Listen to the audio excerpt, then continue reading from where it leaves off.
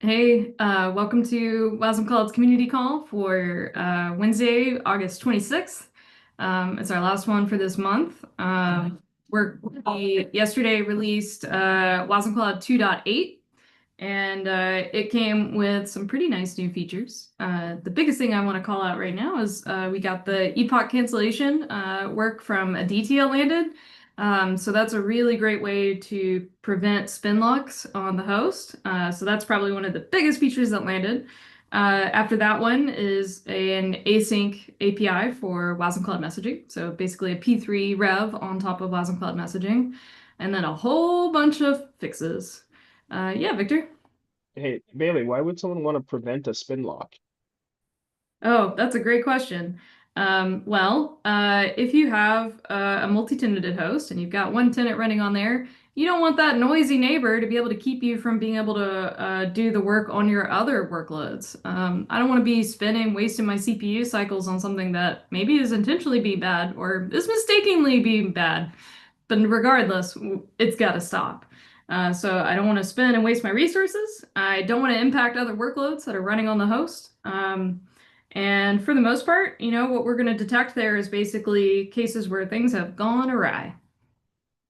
And then Victor added in the chat, aka, we don't want to have any kind of denial of service attack Mhm. that people are able to run against the host. Cool, thank you. Thank you, Plant Victor. Um, so, first thing I wanted us to get started with is a demo from Jeremy. So that's 2.8. We'll talk a little bit more about what's next for the next version of Wasm Cloud, and I think one of the biggest features will be what Jeremy's about to show.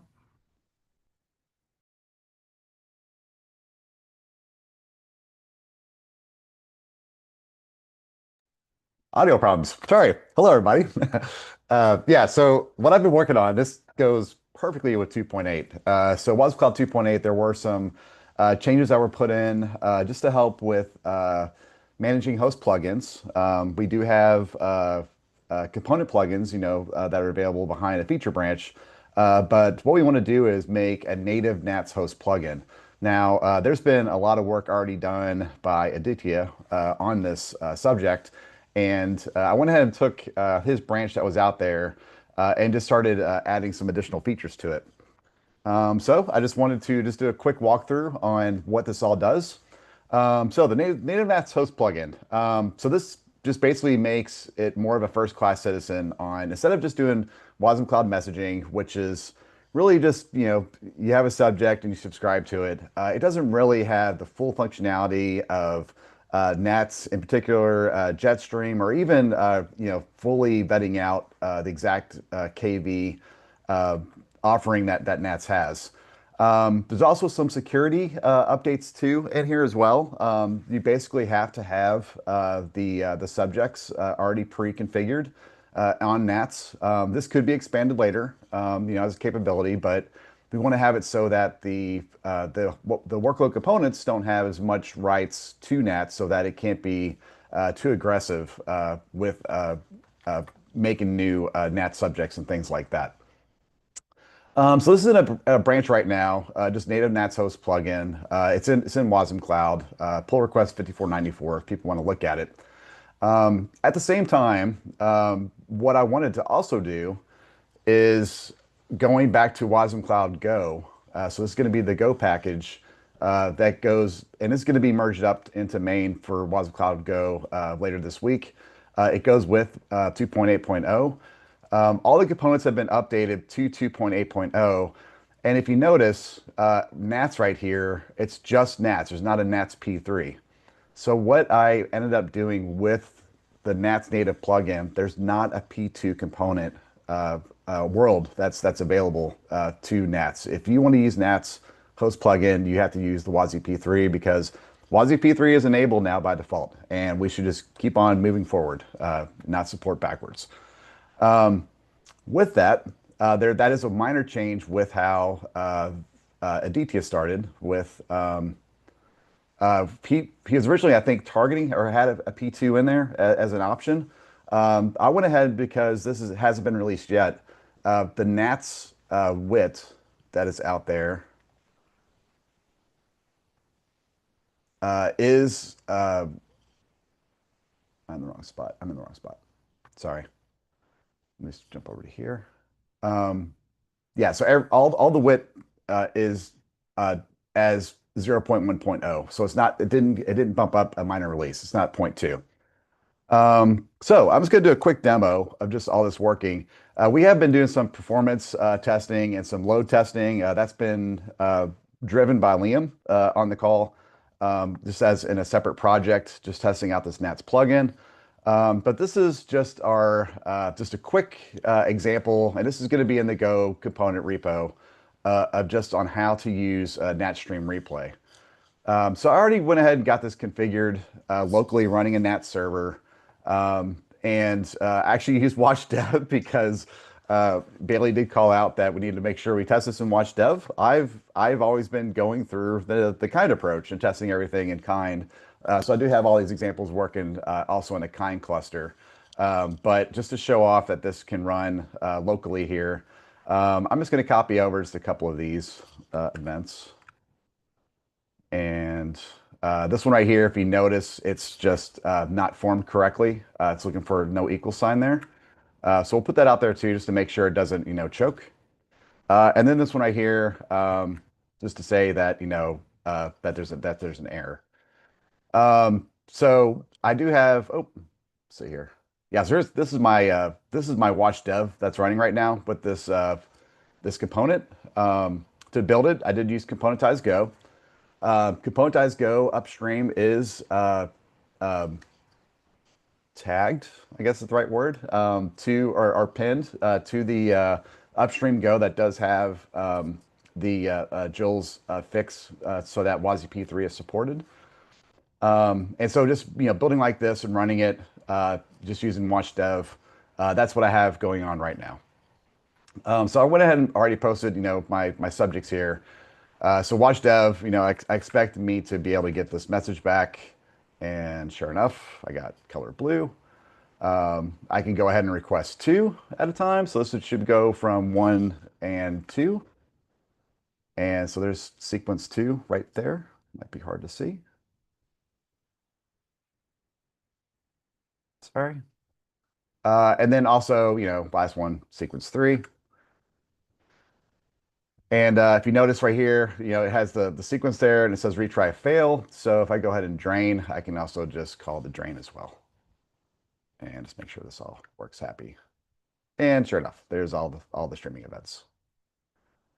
Yeah, so once this is I encourage anybody to try this out right now in the branch. But once this is code reviewed, we will get this merged up. I guess one thing to call out also, the way that this looks like in the config toml. So once again, this is a host plugin. It's native, but you have to give it on the host side is where you do configuration. So that includes setting up what is allowed by this component, as well as which subjects are allowed. This is also where you put your connection information in. Now this is just a server that's unauthenticated, but if you do have any authentication, you would put it inside the host config itself. So that if you look at from a workload deployment manifest perspective, so obviously this is the image, but here's the host interfaces right here. And right here is where it's saying it wants to use wasmCloud NATS 010, and it wants the types and JetStream interface. Any questions? Oh, but he says something in the chat.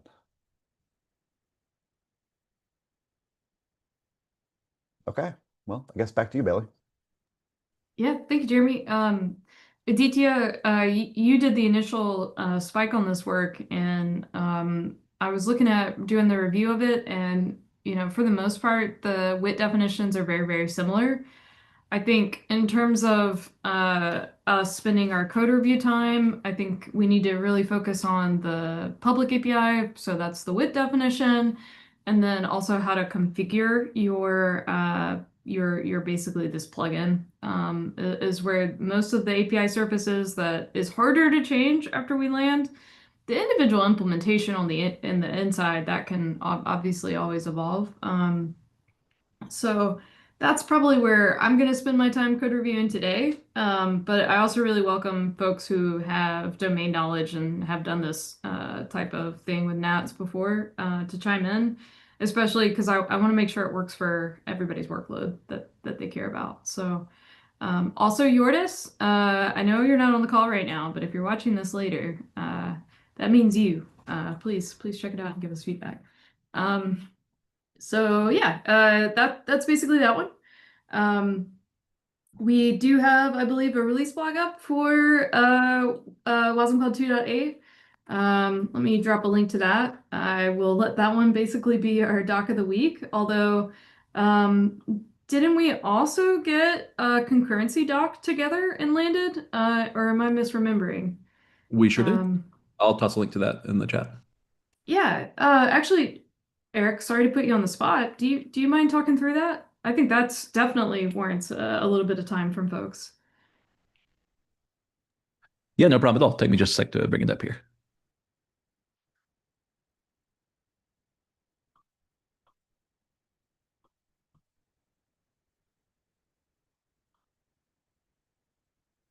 Oh, one other thing that that we've gotten in on wasmCloud 2.8 is we revamped wash WIT. There were cases where folks were using Whackage to do a couple different types of ways to manage their WIT deps. You should not have to do that anymore. You should be able to just use wash WIT for any automated manipulation you need to do of your local WIT deps. And updating and removing interfaces to your world definition that you're using.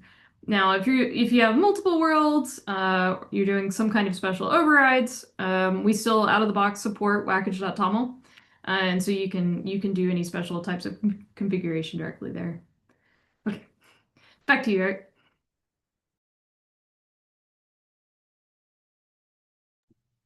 Yeah, as to this doc, this is really just trying to give users a full walkthrough of our concurrency and connections controls to help people tune the dials on how much network they want a component to hold open, how much they're going to use, and this gives us scoping here for the different little dials that we have.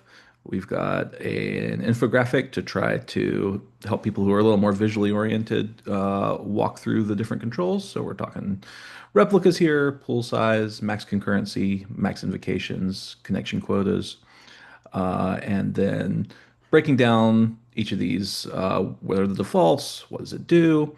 We've got our connection quotas per workload, and then some guidance for thinking about all of these in conjunction.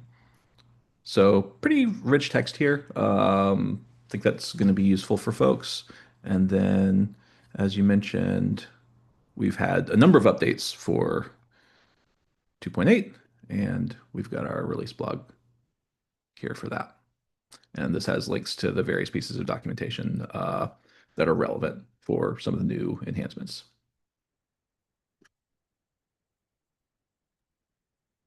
Any questions for Eric or other types of doc that you'd like to see?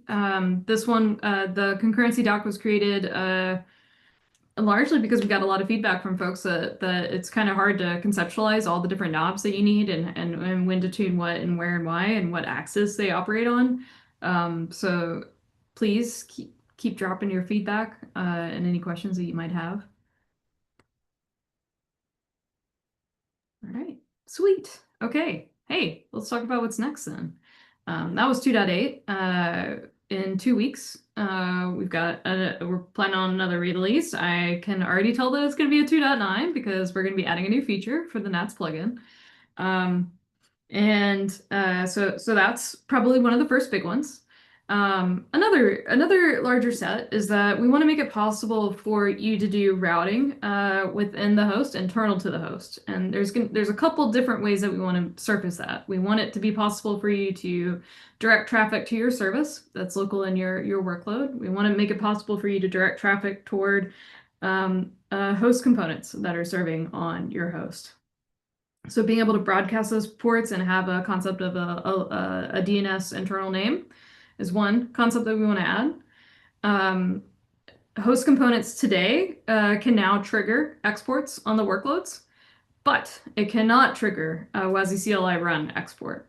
And so that's a new feature that we'll add so that we can basically target that both either on a service or on the components that are in a workload. Other top of the line features that I think will come up. We're obviously very much in the throes of battle testing here on preventing noisy neighbor, OOMs, CPU throttling, all of that type of work.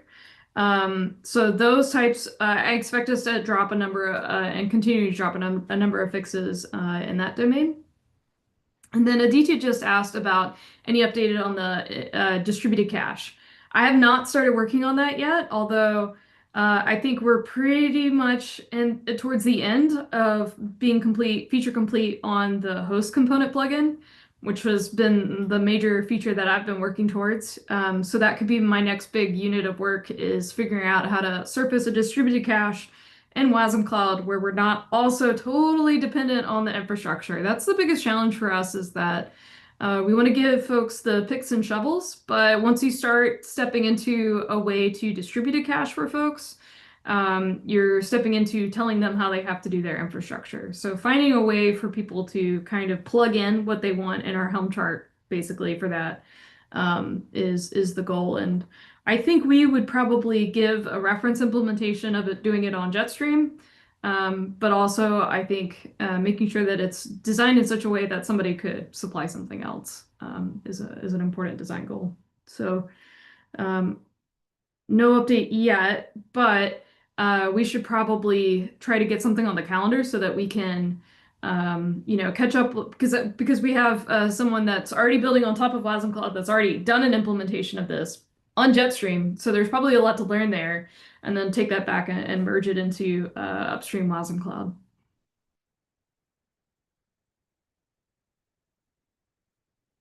Yeah, Jeremy? Yeah, I didn't know if you wanted to also talk about the thing that you dropped in the wasmCloud Slack on the labeling, just to get everybody else feedback on that.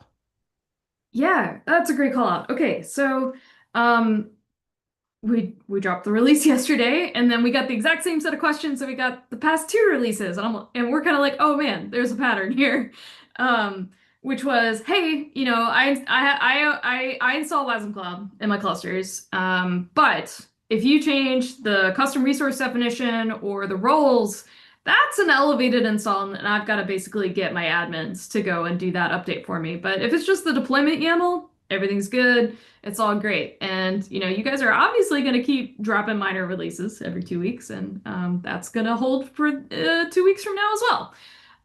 So how do we make it really easy and obvious for people, A, in code review, that this is going to have a larger impact, and then B, at release time, exactly surfacing that this has changed. And so I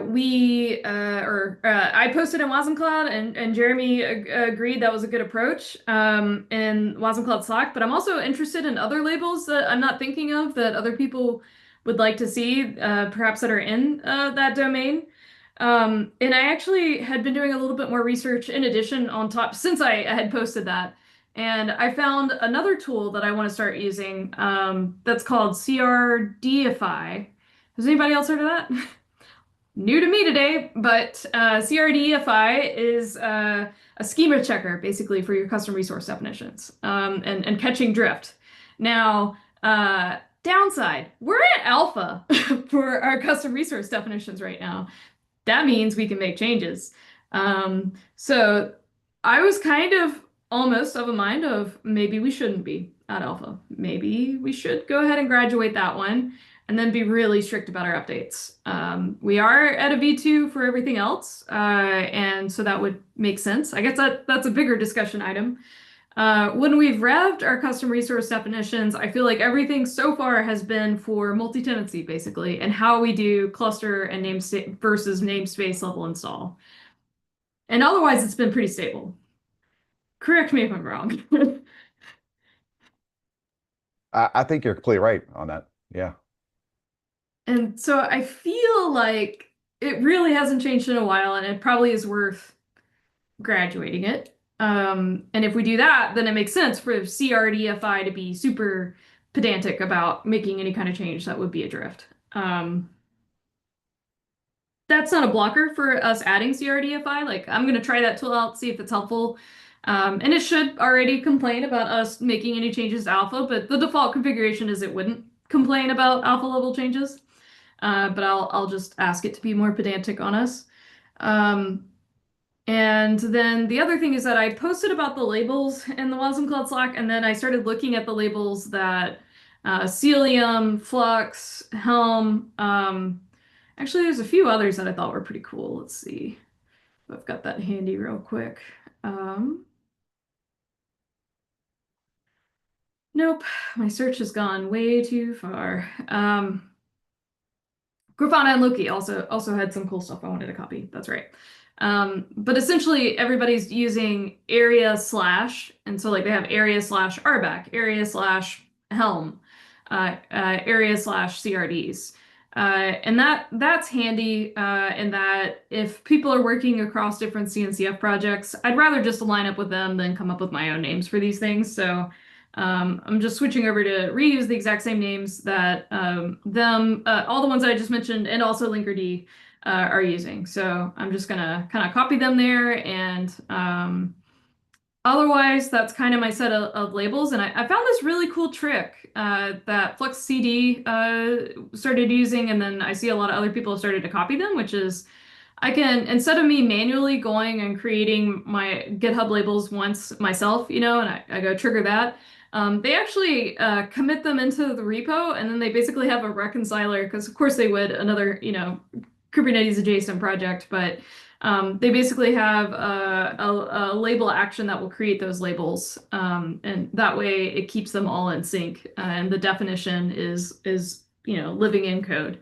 and is therefore code reviewed. So I'm bringing that in. I should have that PR up later today, but I guess the main thing is if there are other things that you're constantly asking yourself whenever we've done an update or a release, what can we do to surface to make it clear what you need to care about as an operator, what you need to care about to surface to your end users, and we'll keep fine-tuning that. Obviously, a new thing that we had started doing is creating these release blogs, aka basically release notes for everything as we cut a release. But anyways, that is where we're at on that one. So just just refining our release process, and again, really encourage feedback on that. Aditya actually dropped a few more things in the chat about the distributed cache work, and that they have had some harder lessons that we've learned. So I definitely want to hear about that and how that's causing potential kills. So there's a lot of lessons learned. I knew there'd be dragons on that feature, which is why I wanted to scope it appropriately and give it all the time that it would require.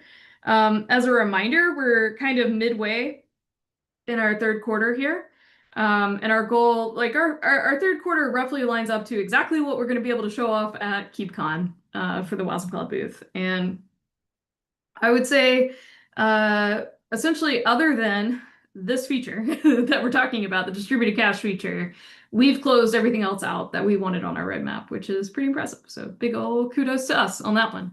Async NATS and async wasmCloud messaging were some of the most kind of the last chunk there, and getting host component plugin into a stabilized feature, which I think we're basically there. I want to get the last couple of things that I have in PR over the line for that, and then I think we could enable that by default. So big kudos on that. I'm really happy with how fast we've moved on our roadmap. So yeah, maybe next week let's try to meet and kind of scope what we have to do for being able to close that one out. Okay, and Liam jumped in and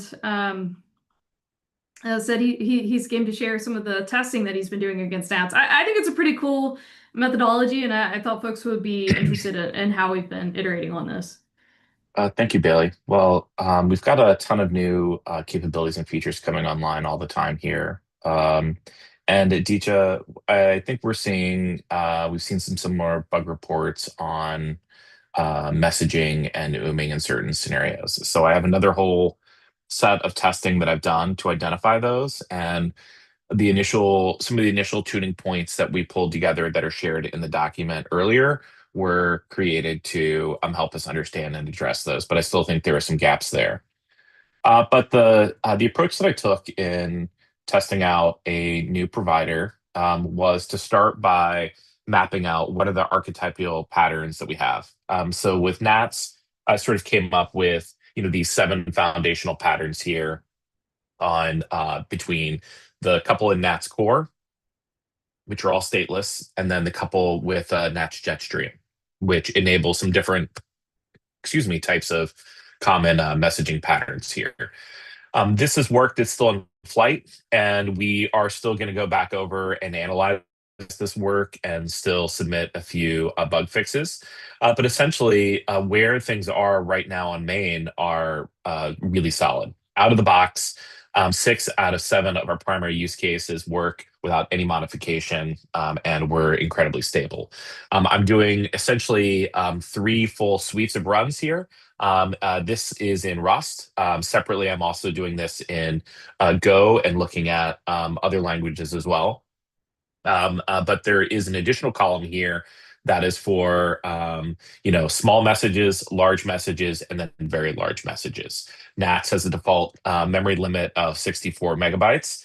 So I picked out a couple of additional runtime targets to sort of really let us look at the long tail. And then I'm trying them at a whole range of different message rates and patterns, and then a final pass with experimenting with some of the different tuning options to see if we can't sort of identify what are really solid patterns that we can then put into the documentation.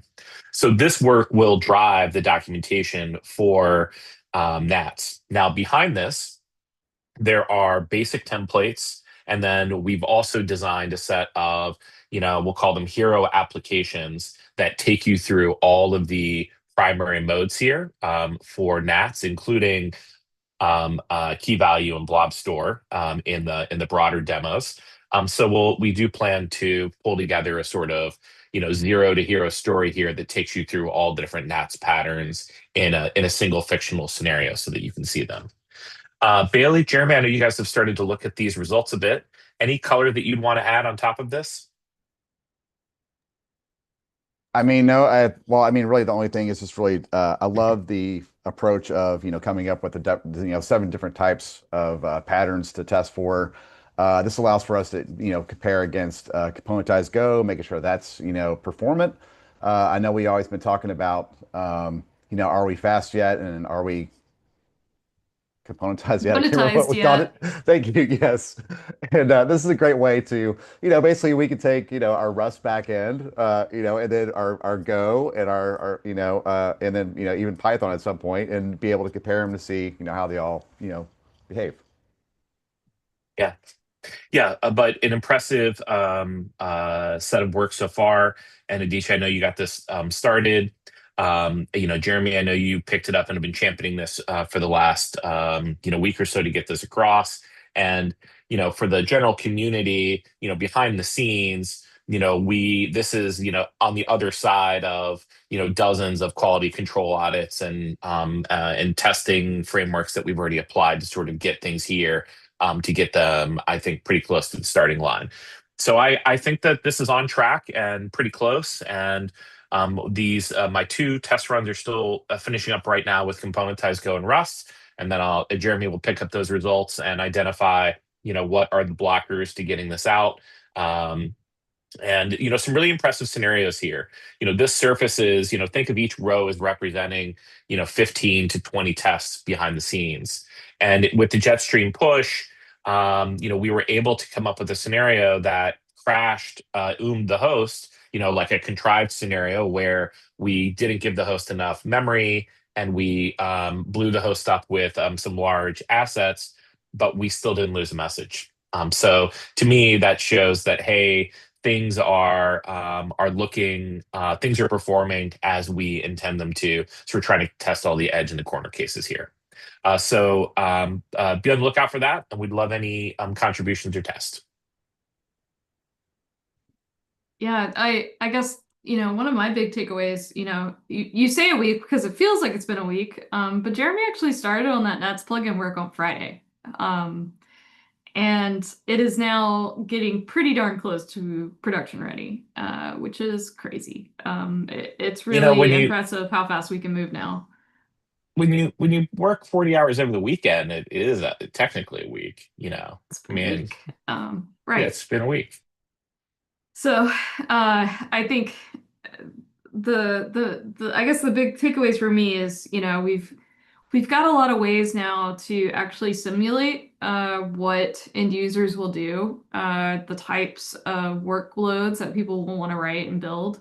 We have ways of traversing the API surface of what people would want out of something that would be brought into a provider, which was something that was prohibitively expensive before. And before meaning a year ago even, but 2 years ago, it was a big lift to introduce a new provider and to introduce a new interface, a new API for the host to support. It was like, okay, well, I've got to do all this manual research. Go try to find a way. Not only do I want to try to find an interface that's good, but I'm also trying to take on this Herculean challenge of I also want to make this a pretty generic, general purpose interface, with a major motivation being I don't want to have to write a unique one for every single backend provider, because it's so hard and huge to provide this new surface layer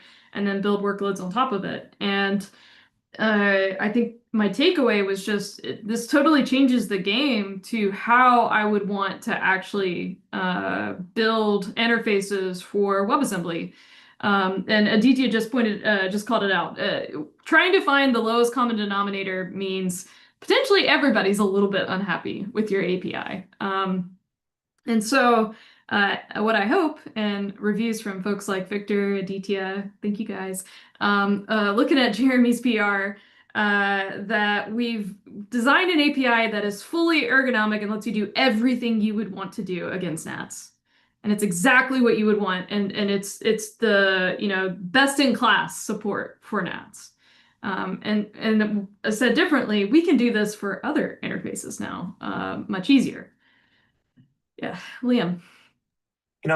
Bailey, we've always gone back and forth about the lowest common denominator of an interface versus, tightly coupling. And, messaging, I think, here is a great example. And, one of the things that we've seen that drove a little bit of the urgency here on NATS is we have a number of different users that have reported, reliable conditions where they have found paths to the messaging provider. And in looking at it, like the 5 whys underneath the hood, one of the things that we've kind of seen is that, like NATS has some very specific semantics to it on how it expects to interact with an interface. And it's very easy to misalign the sort of assumptions that are here under the hood. Do you think that, given now how easy it is, quote unquote easy, to bring on, let's say, like a Kafka provider or some other messaging bus, Red Panda would probably something along those lines. Are we in the future going to be leaning more towards tightly coupling interfaces so that we can take advantage of all the product specific features or tooling? I think the answer is why not both?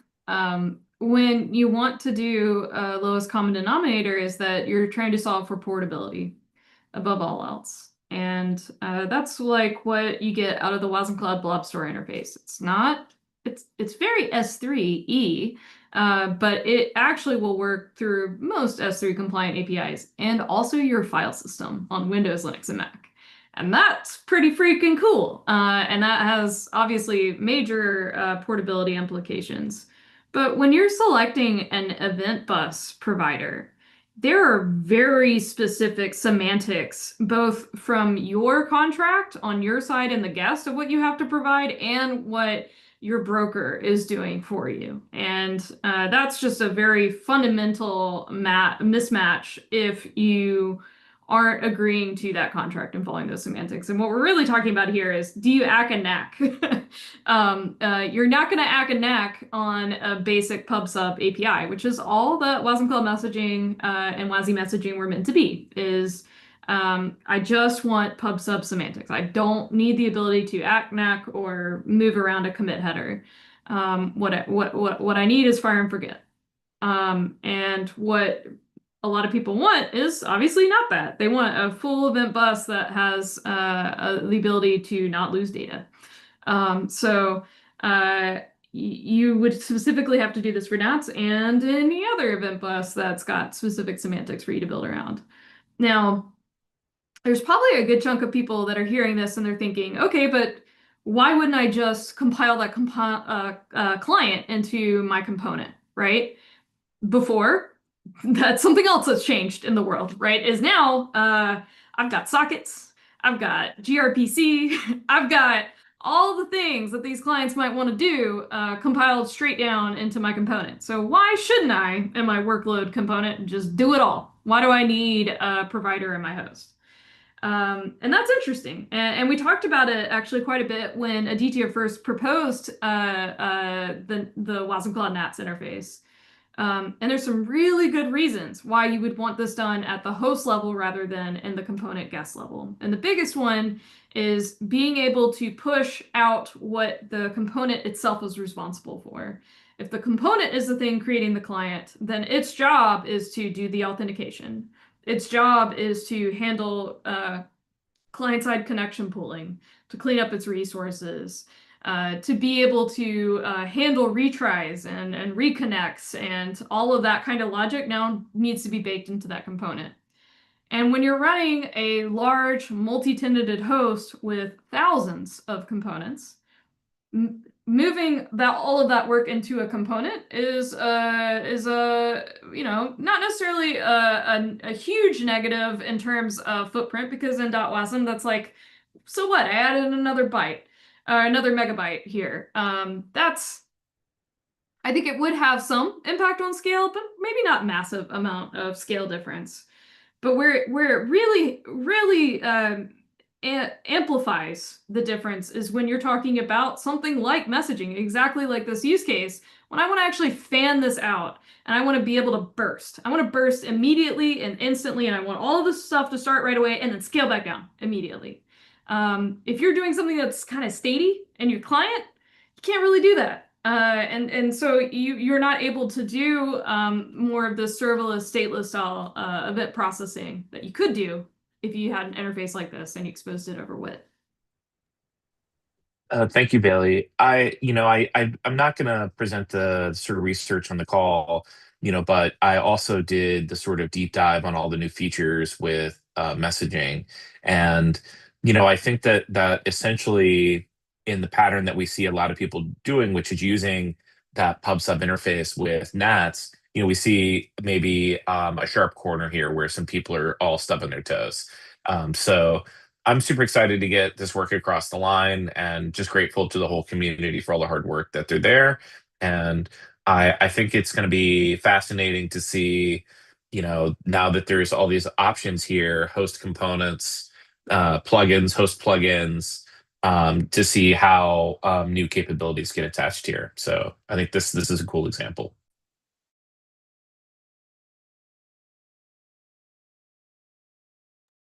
And that was the entirety of our agenda, y'all. Any other random topics or things we want to go through? Anything else we need to say before I send this link to Yordis and say, where I want you here? We talked about your favorite topic. He's on a cruise today. Is he really? Oh, cool. Okay, Yeah, now he's I feel cruising. bad. He should be PTO. No, don't. If Starlink on a cruise, there's no excuse not to be here. We had a meeting the other day with an investor. Oh my gosh, look who's on the call. Oh, wow. 2 people I know. Hey, Dev. Hey, Lachlan. How you doing? Good, how are you? I'm assuming the surprise was for Lachlan and not me. 'Cause I don't think I've met you, William. I shouted out to you in chat. Oh, cool. So But welcome to the call. It's great Thank to you. great to have a chance. I think I've already cyberstalked you. Is this your GitHub? Let me see if is that you? I think that's you. Yeah.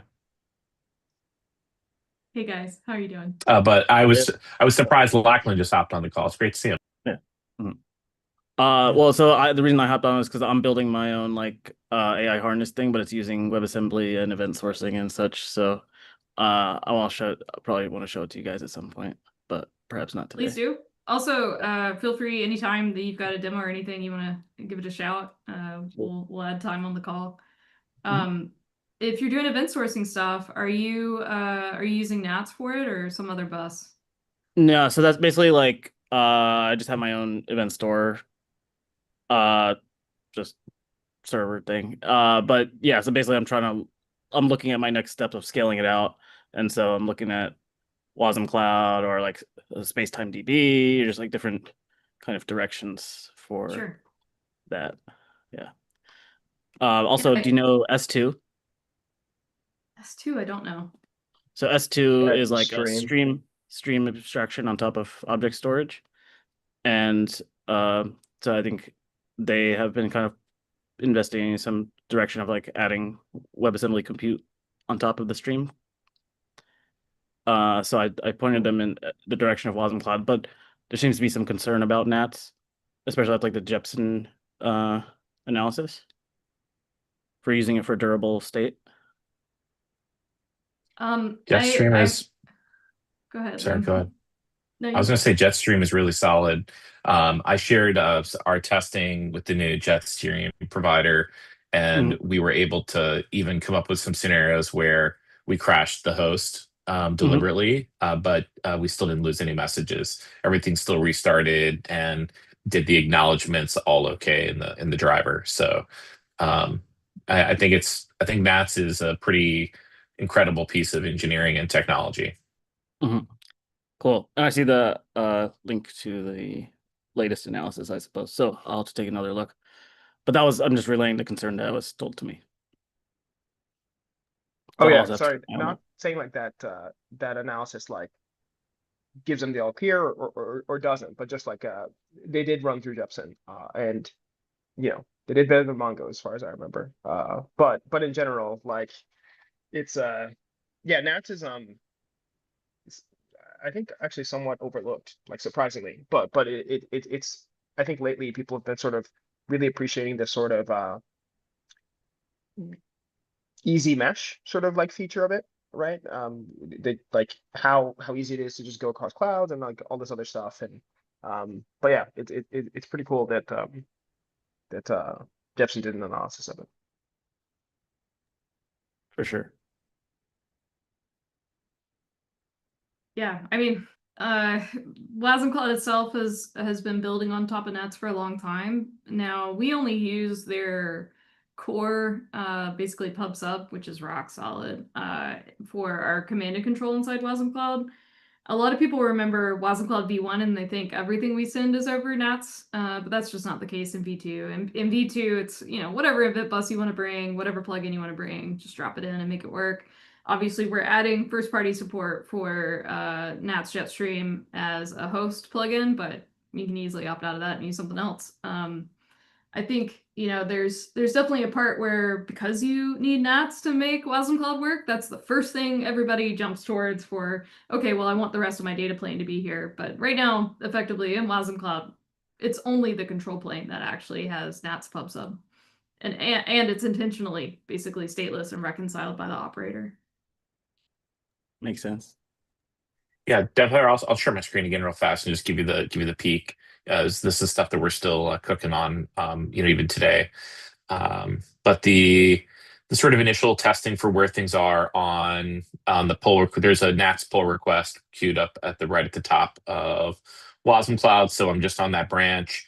But the sort of like out of box for the 7 key. There's probably more like 9 key foundational NATS patterns. I moved key value and blob store out of my kind of like foundational testing. Those are a good round 2 follow-ups here.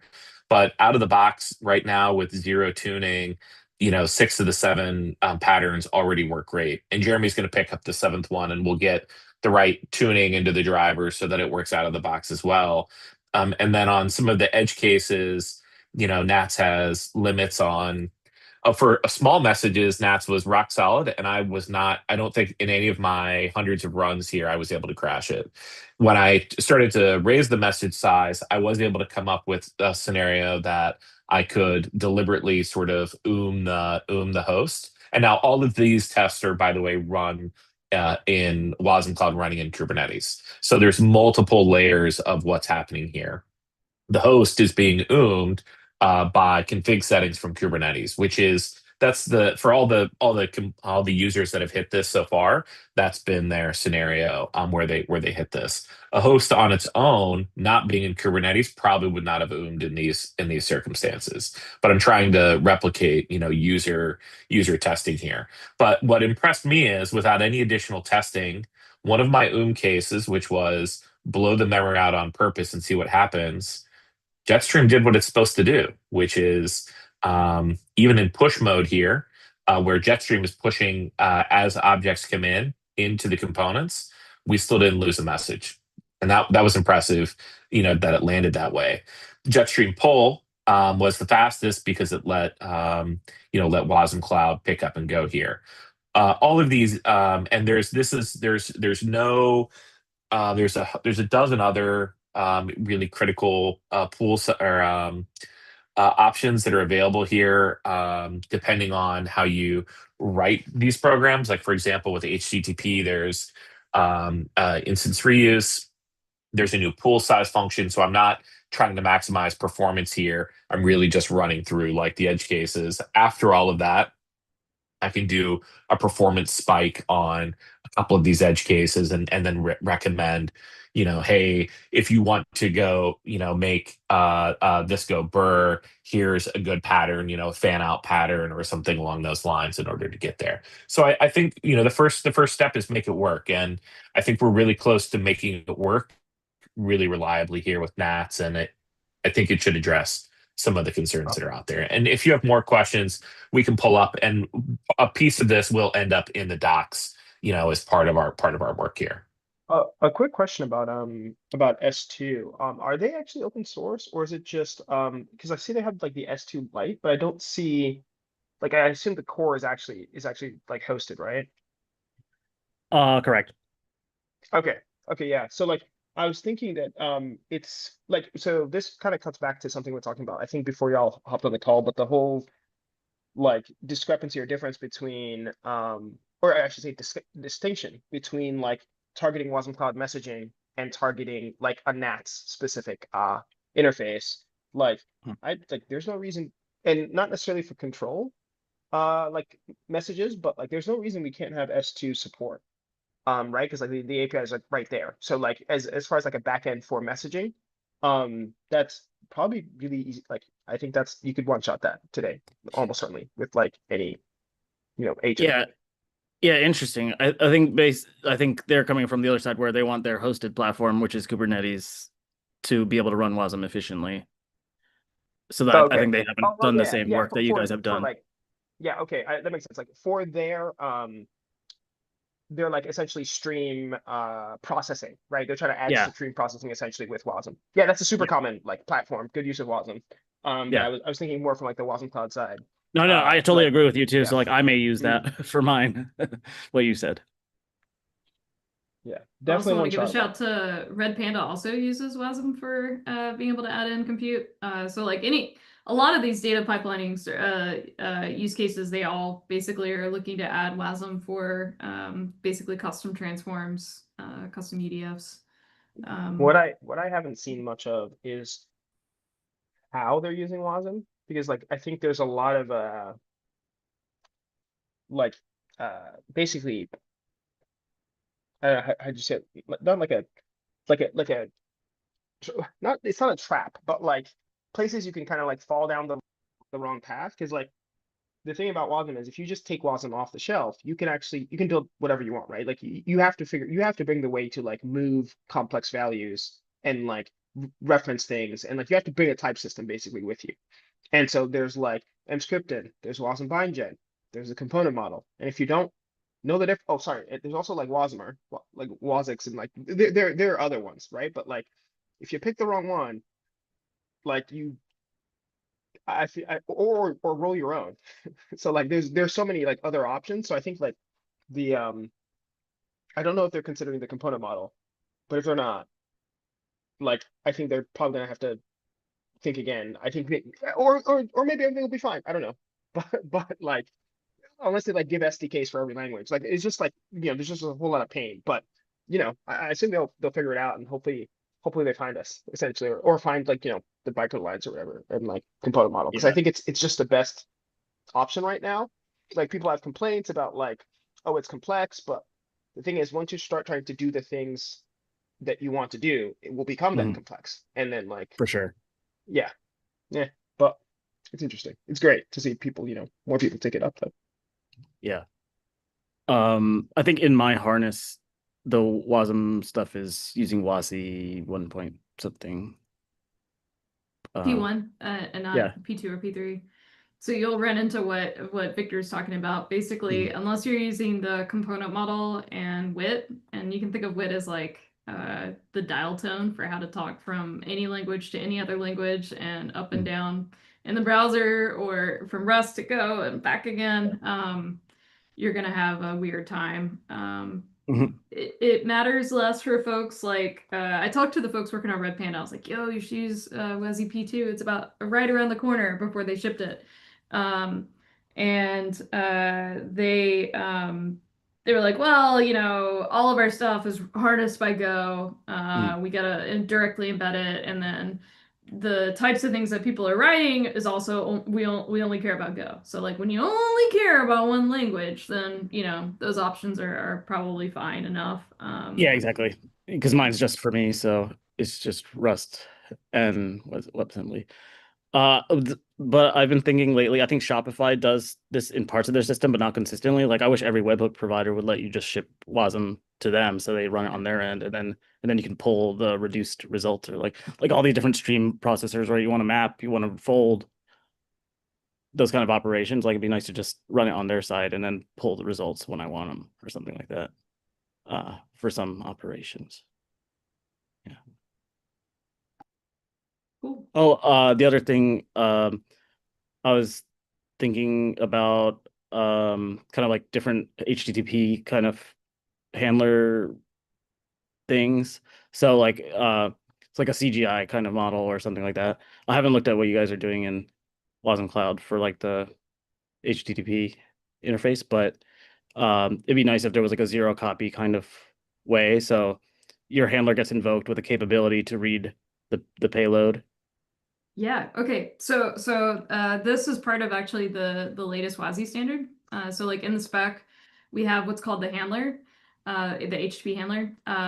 So it's WASI HTTP handler, and inside that it gets streams for the body, for the headers that are brought through, even the footers and trailers. But basically all of that is streaming, super duper efficient. We did the battery of like all the web tests basically against it from Fastly and a lot of other folks that battle tested that. And so in wasmCloud, or like how wasmCloud does it is we just faithfully implement that spec and we surface basically most of what comes out of Wasm time. The other cool thing is that with one handler, you're able to support HTTP 1, 2, and 3. Which is nice. So you don't have to deal with all that. And you should be able to just seamlessly upgrade to 3 without having to do anything in your guest code. Yeah, that's awesome. Yeah, because I had the thought recently, and then I was asking my AIs, and they were telling me that you guys had recently done that. So I need to look into it more. That's the way. Yeah. But it feels like that's the fastest possible way, or like fastest and most concurrency friendly or whatever. So it should be crushing everybody else. Oh yeah, not only that, exactly. We because of the native async that's been built in now to WASI P3 and in the component model, we basically also do instance pooling and max concurrent requests. So if you've got a WASI HTTP component and it's, you know, it exports a handler, our host will call into that handler, but while you're doing an IO bound request, like going out over the network, that component could service another request. And so, yeah, we're like concurrently pushing requests onto it. Yeah, and I remember Dev, Bailey, can you I, shared the. Oh, go ahead. no, please go ahead. I was gonna say Bailey shared some testing actually. It might have been 2 weeks ago. But you're like I think you were hitting something like 60K requests or something, which is like roughly surprisingly close to Rust native, which is honestly a little suspicious to me, but it was basically there. So I haven't like dug in, but yeah, that was I can explain that, nice to see. Victor. I can explain that test. What you're hitting is this: you're saturating one full CPU on the MacBook architecture. That's why you max out at 60. If you design and you add more threads, you can go a lot higher, and there's a lot of other tricks. But that is why that number keeps coming up. Basically, you're fully saturating the one CPU. Dev, I've got two questions for you. The first is that this year, especially, we've spent a lot of time trying to teach LLMs about the latest things that are going on in wasmCloud. And part of that is that we've really, quadrupled down here on like, putting out meeting transcripts and notes and summaries and, like the agendas and all that kind of stuff, and really putting this on. What was your experience? So first, I want to just make sure you're aware of this. If you Yeah. just go back and scan, you'll find the topics that Bailey and Victor are talking about here. You should be able Mhm. to identify them very quickly, and they're all live searchable too. But my second question is what was your experience? Do you feel like you were getting the latest information, and what LLM were you using? Are you a Claude person? Are you a Codex, ChatGPT? What are you? I kind of use Cursor, ChatGPT, and Claude, all kind of, and then my own harness thing. But that search was in a chat with ChatGPT on web app. And so I had to do a bunch of research in general, not targeted at WebAssembly in general. It was more about the conceptual space of that invoking handler with capabilities and stuff. But it did find that recent work. My feedback though is that I don't regularly check that page. I think I told Bailey like I have like a WebAssembly phase like once every year or so to check in on what happens. No. The other side of it is I don't see much on Twitter. I think that might help the LLMs and stuff find it more easily as well. I'll take that as a note, and we should at least be like tweeting out the agendas and all that kind of Like stuff. federate Maybe it out to Twitter. I'll try that for today's meeting, and we'll see what happens. But part of the thing that we've seen in the last year is that nobody's Googling or reading things anymore. You wait for the AI to summarize it for you, and then when you find something that you want, you click on the reference and the link. And what I've found is wild is that there's, like Bailey is the, not only I would say, one of the leaders of Wasm, but as our like, a lead on this meeting. Claude will say, well, what Bailey thinks is, but then Yortis is curious about, and like, so actually quotes our community meetings. And I'm like, okay, like we definitely have like hit a hot channel here on how to communicate and teach LLMs how to learn about you. And I don't know what your experience is, but my experience with Cosmonic, and we have this new tool called coming out called Cosmonic Desktop. I'll send you a DM if you want to try it. But I can reliably just one shot things in Wasm in Rust that work amazing out of the box. I mean, I literally just go from prompt to production. I hardly even look at the code anymore. So I'll shoot you a link to that, and you can toy with it. Yeah, sure. Yeah. I definitely want to try that out. And I was saying, my harness, I haven't really read the code yet, but I'm making it build the tools to review itself, kind of thing. So, or help me review it better. But I do think what you showed on that page, the whole structure of the layout and the transcripts and everything, I think that makes perfect sense for why it's effective. Yeah, and definitely welcome to hop back on. I should totally host another wasmCloud Triangle meetup so we can hang out more IRL. Also loving the feedback you're giving. I'm gonna stop the stream now.